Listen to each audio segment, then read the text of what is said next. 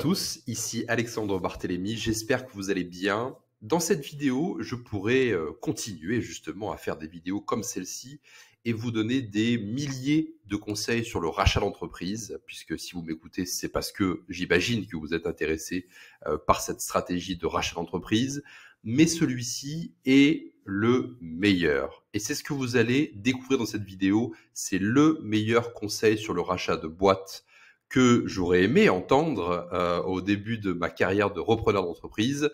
Et là, vous allez le découvrir dans cette vidéo. Mon conseil numéro 1 est mettez toute votre énergie dans le deal flow de boîtes en vente hors marché, je précise. C'est assez marrant parce que ça va complètement à l'inverse de ce que font la plupart des repreneurs d'entreprise. Concrètement, le schéma classique, c'est vous allez sur Fusac, sur Session PME, vous demandez des dossiers, vous postulez à la réception d'un dossier d'une boîte en vente, vous avez un broker en ligne qui vous pose quelques petites questions, il vous demande combien d'apports vous avez, à la limite, envoyez-lui, il vous demande, pardon, de lui envoyer un relevé de banque, de lui envoyer pardon un relevé de banque avec la somme que vous avez de disponible pour pouvoir faire l'acquisition.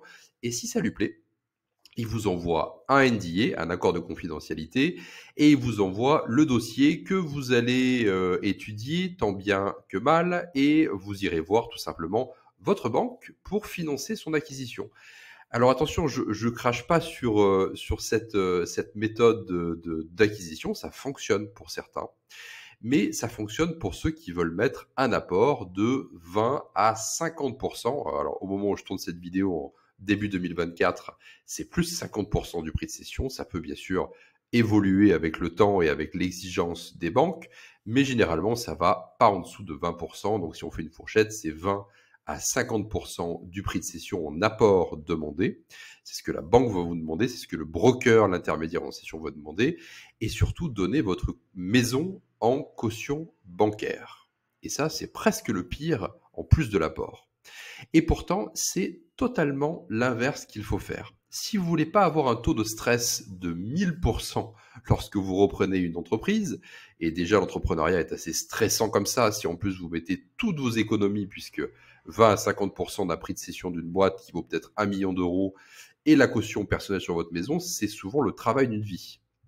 Donc si vous voulez pas avoir un taux de stress à 1000% lorsque vous reprenez une boîte, ainsi qu'une épée de Damoclès sur la tête, puisque n'oubliez pas que si l'entreprise que vous reprenez devient défaillante, ou si le cédant vous a pas tout dit, qu'il vous a caché des choses, qu'il a un peu des squelettes dans le placard finalement, et que l'entreprise devient défaillante, la banque va saisir votre maison et en plus de ça va conserver forcément l'apport que vous avez mis pour faire l'acquisition de ces sociétés-là. Voilà, donc ça c'est le schéma classique. Alors attention, certains vivent bien avec un taux de stress maximal, mais attention justement aux conséquences dans 20 ans. C'est maintenant prouvé, il y a des études sur le sujet, le stress est très néfaste pour la santé et généralement ça fait pas du bien, surtout sur le long terme. Donc si vous voulez plus de sérénité, sortir aussi plus facilement de l'opérationnel, puisque quand on n'a pas d'apport, quand on n'a pas la caution sur la maison, forcément, c'est beaucoup plus simple de confier les clés de votre nouvelle acquisition à un manager de site, un directeur général, un directeur des opérations, peu importe comment on l'appelle, un manager de l'entreprise que vous venez d'acheter. C'est beaucoup plus facile de donner les clés pour qu'il puisse gérer votre entreprise, puisque vous avez forcément beaucoup moins de pression sur la tête et vous êtes plus relax, on va dire, dans tout simplement dans les opérations quotidiennes de votre entreprise que vous pouvez plus facilement déléguer. Mais si vous voulez donc continuer aussi à faire grossir votre patrimoine de manière exponentielle, il faut alors maximiser le sourcing de boîtes en vente hors marché. C'est la base de tout. Avant de parler de financement de reprise d'entreprise, avant de parler de structuration de l'entreprise, avant de parler de plein de choses, tout démarre avec le sourcing, avec tout simplement la prospection de cédants de boîtes hors marché à vendre. Et lorsque vous avez un deal flow conséquent, vous devenez aussi, en plus d'avoir plus de sérénité dans votre activité quotidienne, extrêmement bon en négociation. Si vous avez devant vous un deal flow que donc vous étudiez 10, 15, 20, 30 boîtes qui viennent à vous avec votre technique de sourcing hors marché, Bah, forcément, vous êtes meilleur en négociation. Vous avez une faculté de vous lever de la table des négociations sans sourciller, puisqu'encore une fois, vous en avez encore 15 autres ou 20 autres derrière, donc vous avez aucune difficulté à vous lever de la table de négociation et partir. C'est votre atout numéro 1 en négociation. Quand un cédant en face a vous, en l'occurrence, il n'en a généralement pas d'autres. N'oubliez pas que le marché de la reprise, c'est un marché d'acheteurs. C'est pas un marché de vendeurs. Donc concrètement, même si le cédant vous dit qu'il a peut-être 2, 3, 5, 10 autres acquéreurs en face, souvent il s'agit, alors pas dans tous les cas, bien sûr, ça dépend des secteurs d'activité, souvent il s'agit d'un mensonge, d'une technique de négociation de sa part pour justement que vous pressiez à faire une offre et que vous pressiez à acheter votre entreprise.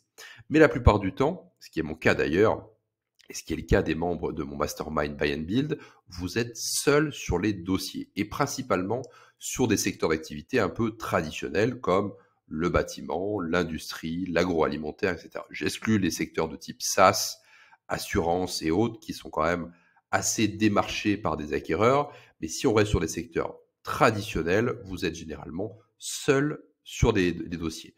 Donc, quand vous vous levez de la table de négociation, le cédant, même si vous a dit le contraire, vous êtes souvent seul sur le dossier et il va avoir, on va dire, beaucoup de peine et va être plus enclin à négocier son prix de cession puisque vous êtes son seul acquéreur. Voilà. Et vous, en face, si vous avez 10 ou 15 dossiers, c'est pas votre problème. Vous passez à la suite, vous faites next, on passe au cédant suivant. Donc, pour maximiser un deal flow hors marché et trouver les bonnes entreprises, demandez-vous concrètement où sont les cédants que vous avez envie d'approcher. Est-ce qu'ils sont sur LinkedIn? Est-ce qu'ils sont sur les réseaux sociaux en général? A contrario, s'ils n'utilisent pas les réseaux sociaux, à quel support sont-ils réactifs? Voilà, quelques petits exemples pour illustrer mes propos. Par expérience, les cédants qui sont proches de la retraite, donc 60, 65 ans, 70 ans, 75 ans, sont plus réactifs au support offline, type courrier par exemple. Ceux qui veulent changer de secteur d'activité, qui sont parfois plus jeunes, peut-être 35, 40, 45, 50, sont plus réactifs aux réseaux sociaux. Autre exemple, le secteur industriel est par exemple assez peu présent sur LinkedIn, c'est aussi le cas du secteur du bâtiment par exemple. A contrario, là aussi, le secteur du recrutement est très présent sur LinkedIn puisque c'est un outil dont ils se servent au quotidien pour pouvoir faire des recrutements. Donc si vous voulez démarcher si votre cible ce sont des cédants d'entreprises du secteur du recrutement, ne vous gênez pas, allez sur LinkedIn et vous pouvez les approcher comme ça. Vous avez compris du coup la façon de fonctionner. Maintenant, selon vous, quels sont les meilleurs outils de sourcing pour votre cible? Dites-le moi en commentaire sous cette vidéo. Je suis curieux de savoir quels sont pour vous les meilleurs outils de sourcing par rapport, encore une fois, à votre cible. Aussi, si vous souhaitez aller plus loin et prendre un raccourci immédiat vers la reprise d'entreprise profitable, vous pouvez postuler à Buy and Build, le seul mastermind vous permettant d'acquérir des boîtes entre 1 et 10 millions d'euros de chiffre d'affaires sans apport, sans caution personnelle et en plaçant un directeur général à sa tête pour éviter de rentrer dans l'opérationnel et avoir le temps de profiter de votre famille, ça c'est une première chose, mais aussi avoir le temps de continuer à faire des acquisitions. Voilà. Le lien pour postuler au Mastermind Buy and Build est dans le premier commentaire sous cette vidéo ou en description sous cette vidéo aussi. Merci de votre attention et à bientôt pour une prochaine vidéo.